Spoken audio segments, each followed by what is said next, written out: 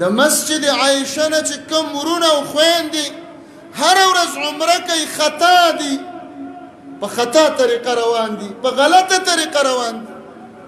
ولی کته وای چې بیبي عائشه چې کړې ده دا د بیبي عائشه رضی الله عنها خصوصیت، دا حکم صرف هغې پورې خاص. ولی نورو بیبیانو نه ده کړې؟ ولی چې ورور یې ورسره لاړه هغه هم ونه کړه، نورو صحابه هم نه ده کړې. اوس هم څوک یې کولی شي؟ صرف زنانه. سړو دپاره د مسجد عایشه نه عمره نشته، زنانه به کوي. یو شرط زنانه. دویم په زنانو کې هغه زنانه چې هغې له عمره نه ده کړې. دریم هغه زنانه چې ناجوړه شي. که په دې دریو شرطونو نن یو زنانه وه چې زنانه وه عمره نه ده مکمل شوې او بیماری راله، نو دغه زنانه ته اجازت شته چې د مسجد عایشه نه عمره وکړي. او چې مسلمانې خورې او مورې ته عمره کړې ده او سبا له بیا مسجد عایشې ته روانې، بله ورځ بیا روانې، او دا زمونږ مسلمانان ورونه هم روان دي، چا ته به مسله بیانې؟ څوک به پوهه کې؟ خو خلک دي ټریول ایجنسۍ ته لاړل، پیسې جمع کړلې او عمرې ته ځم، بچي راولګېدل، پیسې وله جمع کړې د مور او پلار چې ابۍ به جاڼۍ شي او دادا مې هم اجي شي، خو معلومات یې ونه کړي چې یو عالم ورسره ملګری کړم یا د یو عالم لی ورولم چې تپوس دې وکړم چې په څه طریقه به هلته چلېږي.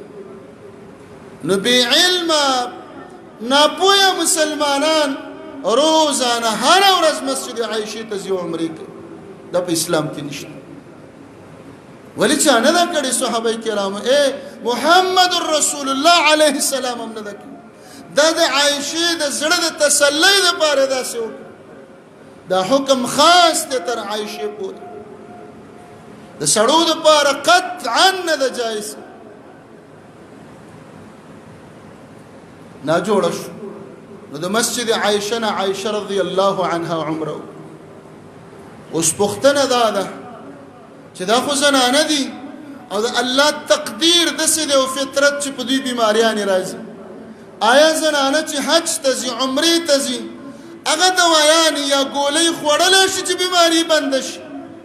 او بلکل یې خوړلی شي چې بدن ته ضرر او نقصان نه ورکوي او حج ته ځي، عمرې ته ځي، بیت الله ته ځي او کومه مور یا خور زنانه رالګي او د بیماری د بندېدلو دوایانې یا ګولۍ خوري، خوړل ورته جایز دی، خو که وی نه خوري او د الله تقدیر ته سپاري ځان حواله کړي دا به د ټولو نه غوره.